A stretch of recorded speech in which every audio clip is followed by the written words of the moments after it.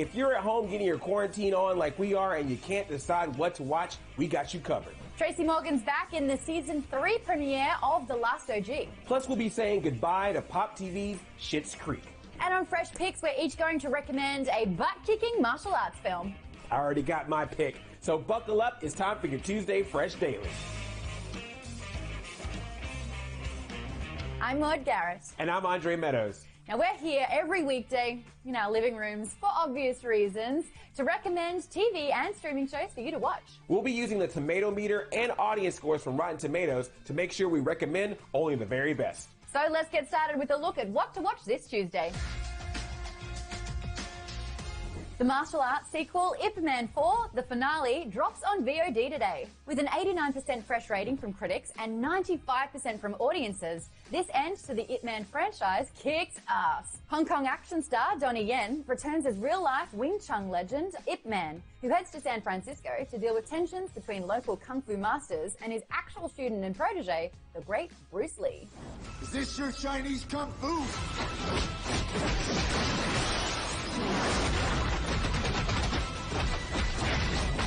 If you're a martial arts fan, this needs to be in your queue. And even if you're not, you gotta appreciate the masterful fight choreography in this. It's incredible. But if you're more in the mood for a documentary, check out Ken Burns Presents The Gene and Intimate History, tonight at 8 on PBS. Based on the book of the same name, the film uses history, science, and personal stories to look at the ethics of altering DNA, as well as looking at the diagnosis and treatment of genetic diseases.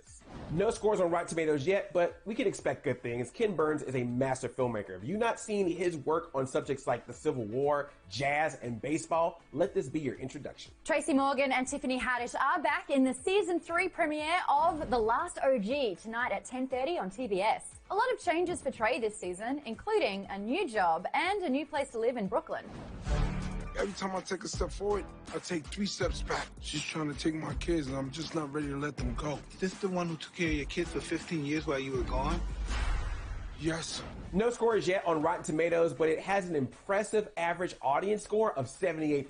So there's a lot of love for this OG. Yeah, and if you do need a refresher on the last season, you can catch up either on Netflix or on the TBS app. So, Andre, The Last OG, what'd you think? I actually just started watching this series, and I'm really enjoying it. I was expecting it to be like some wacky sitcom, but it's not. It's actually a grounded show with a lot of comedic elements in it, particularly in the character of Tracy Morgan as Trey. We've seen him be so wild and out there, like with Tracy Jordan on 30 Rock, but in this series, Tracy Morgan is really a grounded, real character who's still funny, but you can really sense that this is a character you would know about in real life. It has a lot of humor and heart to it, and I really appreciate that they went for that style, but you got Jordan Peele behind it, so that doesn't surprise me. It's really good so far. I know, I'm such a big fan of Jordan Peele, both his humor and horror. I totally agree with you about Tracy Morgan. It's like he finally learnt to just slow it down a beat or two, and we're seeing a whole new side to his acting, which I really appreciate. The 78% rating is, yeah, that sounds spot on, but I'm just not sure I'll keep watching this one.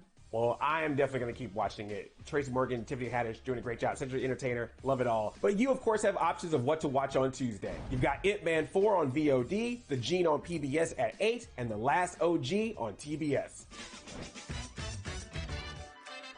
Every weekday on Fresh Daily, we're going to deep dive into a TV show or movie that you might want to put on your radar. So, Maud, what you got for us today? Well, after 6 incredible seasons, the final episode of the critically acclaimed sitcom Schitt's Creek airs tonight on Pop TV at 8 Eastern.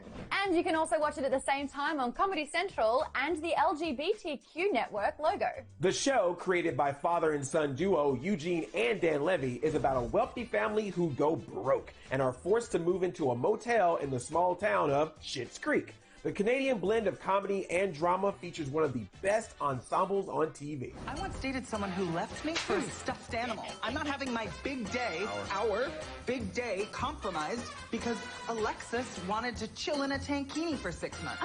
Who's excited, huh? Critics are literally all in, giving Schitt's Creek's final run a 100% score on the tomato meter. Leah Palmieri from Decider says, a super fun, well-oiled machine that will surprise you with the fact that your eyes are tearing up once again. And when it comes to The Creek, you all have dived right in. It has a 93% audience score. Jeff M. on Rotten Tomatoes posted his verdict, saying the show is a brilliant, heartwarming, progressive comedy with exceptional casting and flawless delivery.